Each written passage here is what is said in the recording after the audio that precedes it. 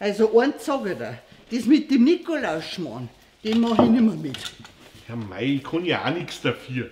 Ja, jedes Jahr zahlt man das Gewand vom Keller auf, muss man es ausbürsteln und entstauben am Badcamping. Ja mei, das gehört halt dazu. Ja, das ist schon klar. Und morgen muss ich das der Saudi-Gewand wieder waschen, bügeln und einmotten.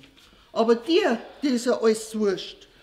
Mei, an und für sich ist das ja wirklich eine schöne Sache für Kinder und Familien.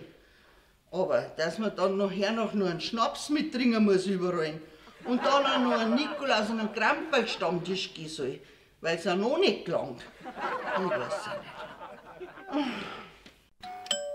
Ah, das wird der Kramperl sein. Was denn? Jetzt schon? Ja, okay, ja. So, Jetzt hat! Gott, Ja, hey! was ist los? Ja, ist der Nikolaus noch nicht fertig, oder was? Ja, Flei, du bist da 5 Minuten zu früh. Ja, ich helfe dir. Ja. Da. Lass mich mal rein da. So. Ei. Haben wir noch jetzt ja hingekriegt. Ja. Schon ein guter Start, nicht fertig sein.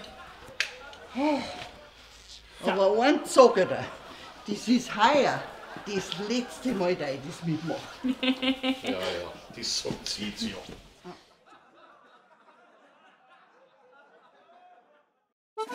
Bayern Comedy wird unterstützt durch die private Landbrauerei Schönraum.